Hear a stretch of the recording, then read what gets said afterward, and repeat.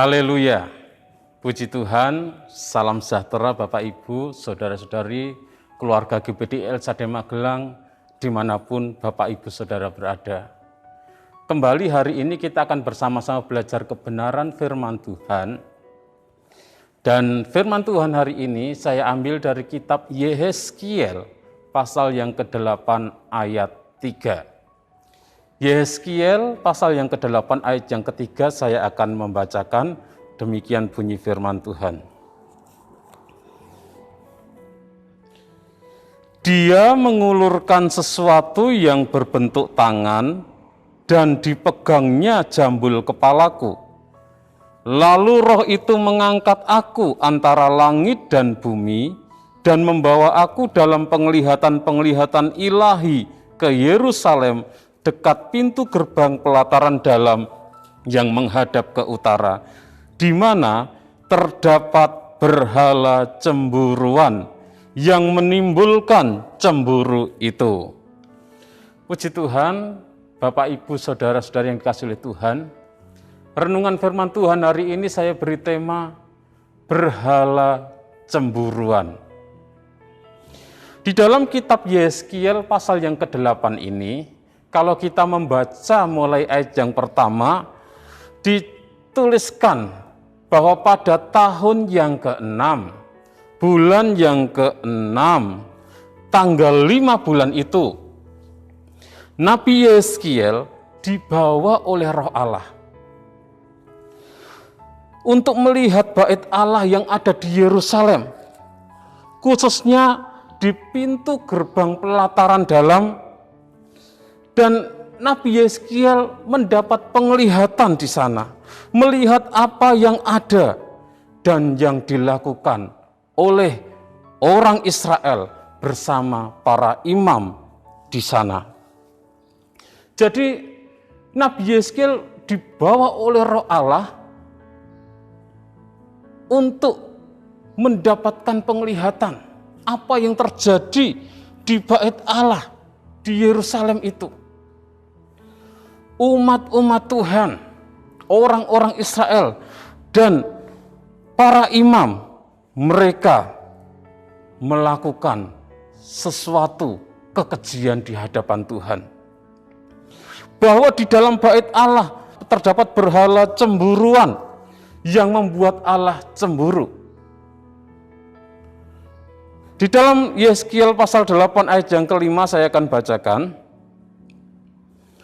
Firman-Nya kepadaku, hai anak manusia, lihatlah ke utara. Aku melihat ke utara, sungguh di sebelah utara gerbang mezbah dekat jalan masuk terdapat berhala cemburuan tadi. Jadi di dalam bait Allah ada berhala-berhala yang dipuja, yang disembah oleh umat-umat Tuhan dan para imam yang ada. Dan berhala-berhala itu membuat Allah cemburu, sehingga disebutkan sebagai berhala cemburuan, karena berhala-berhala itu membuat hati Allah cemburu. Karena umatnya yang sudah ditebus tidak lagi beribadah kepadanya.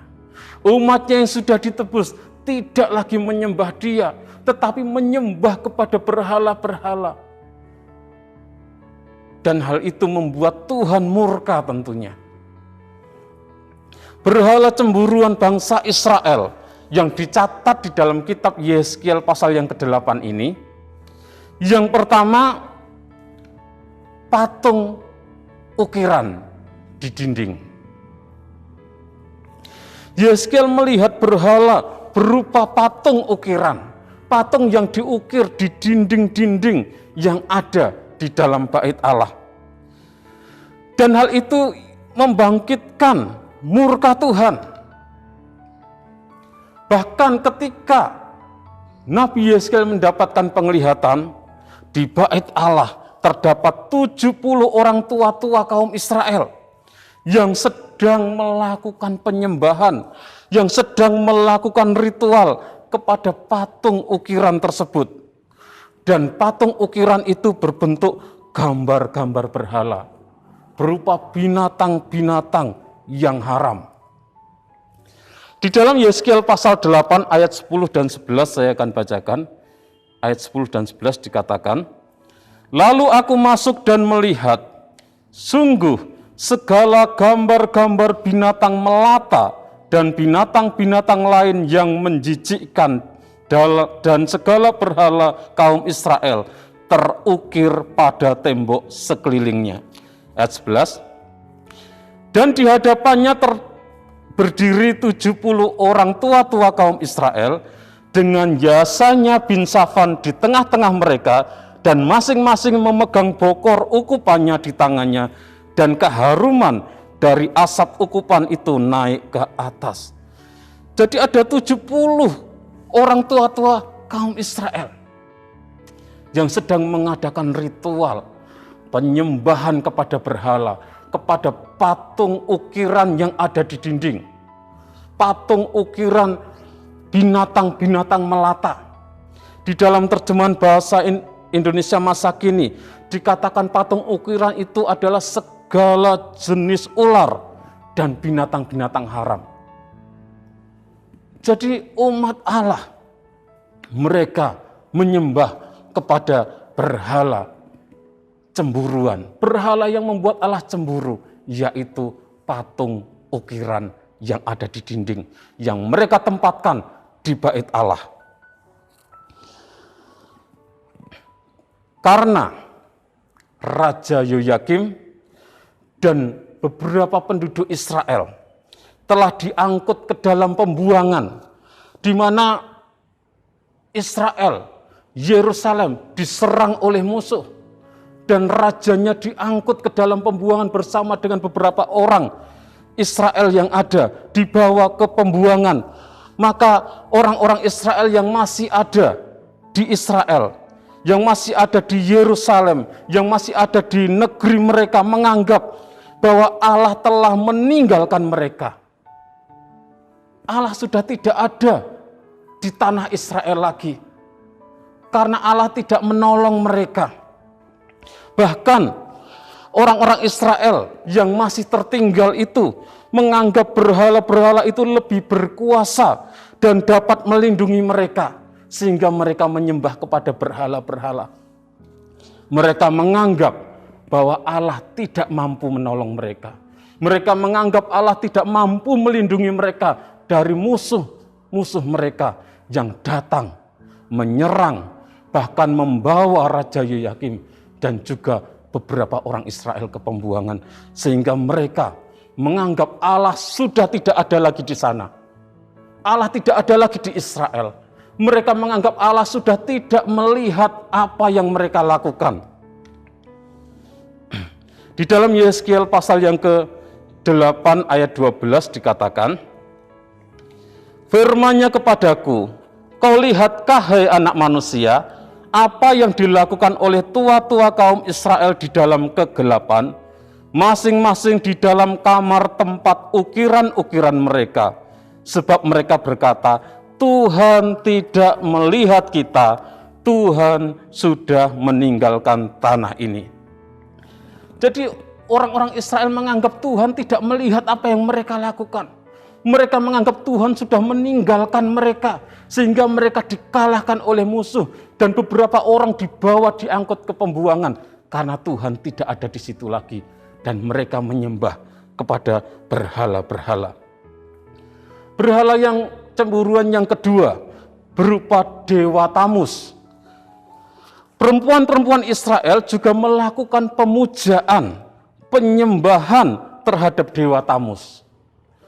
Dewa Tamus adalah dewa orang Mesopotamia yang dianggap sebagai kekasih Ishtar, dewi kesuburan. Dalam Yeskiel pasal 8 ayat yang ke-14 saya akan bacakan. Yeskiel 8 ayat 14. Lalu dibawanya aku dekat pintu gerbang rumah Tuhan yang di sebelah utara. Sungguh di sana ada perempuan-perempuan yang menangisi dewa Tamus. Jadi ada perempuan-perempuan Israel yang menangisi dewa Tamus, yang memohon kepada dewa Tamus, yang memuja menyembah Dewa Tamus. Dewa Tamus dianggap sebagai kekasih dari Dewi Istar, Dewi Kesuburan. Jadi perempuan-perempuan memuja, meminta kesuburan bagi tanah mereka, bagi negeri mereka. Inilah berhala yang membuat Allah cemburu, yang membuat Allah murka. Patung ukiran, Dewa Tamus. Juga yang ketiga, Dewa Matahari. Para laki-laki Israel yang masih ada di negeri mereka memuja, menyembah Dewa Matahari. Di dalam Yesaya 8 ayat 16 dikatakan, kemudian dibawanya aku ke pelataran dalam rumah Tuhan, sungguh dekat jalan masuk ke bait Tuhan, di antara balai bait suci dan mezbah ada kira-kira 25 orang laki-laki yang membelakangi bait Tuhan dan menghadap ke sebelah timur sambil sujud pada matahari di sebelah timur. Jadi orang-orang laki-laki dari umat Tuhan Israel, mereka menyembah Dewa Matahari, sujud kepada matahari di sebelah timur. Mereka dikatakan ada 25 orang laki-laki, yaitu terdiri dari 24 orang imam dan 1 orang imam besar atau imam kepala atau pemimpin imam. Tuhan murka atas semua kejahatan yang dilakukan oleh umat Tuhan Israel, dan bahkan Tuhan meninggalkan baitnya karena digunakan untuk menyembah berhala. Di dalam Yeskiel 8 ayat 18 dikatakan, oleh karena itu aku akan membalas di dalam kemurkaanku, aku tidak akan merasa sayang dan tidak akan kenal belas kasihan. Dan kalaupun mereka berseru-seru kepadaku dengan suara yang nyaring, aku tidak akan mendengarkan mereka. Jadi Tuhan tidak akan merasa sayang lagi kepada umatnya Israel. Bahkan kalau mereka berseru-seru dengan suara nyaring, berdoa, memohon kepada Tuhan, Tuhan tidak akan mendengarkan. Pelajaran bagi kita sebagai umat-umat Tuhan, jangan menggantikan posisi Tuhan di dalam hidup kita dengan sesuatu yang lain. Kalau bangsa Israel menggantikan Tuhan dengan dewa-dewa, baik Dewa Tamus, Dewa Matahari, patung ukiran yang membuat kecemburuan Tuhan dalam hidup kita. Jangan ada sesuatu apapun yang menggantikan posisi Tuhan di dalam hidup kita, karena itu menjadi dewa kecemburuan yang membangkitkan murka Tuhan di dalam hidup kita. Yang kedua, jangan menganggap Tuhan tidak melihat apa yang kita lakukan.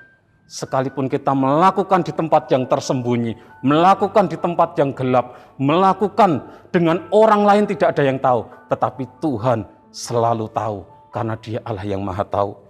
Dan sesulit apapun situasi yang kita hadapi, ingatlah bahwa Tuhan tidak pernah meninggalkan kita.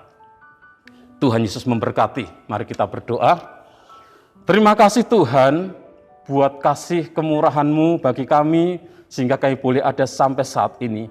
Kami bersyukur kalau Engkau sudah menebus kami dan Engkau sudah mengaruniakan keselamatan kepada kami umat-umat-Mu. Sehingga kami boleh percaya kepada Engkau. Terima kasih Tuhan untuk segala kebaikan-Mu. Kiranya keluarga GBD LSAD Magelang memberi buah dalam segala pekerjaan yang baik dan bertumbuh dalam pengetahuan yang benar tentang Allah. Dalam nama Tuhan Yesus Kristus kami berdoa bersyukur. Haleluya. Amin.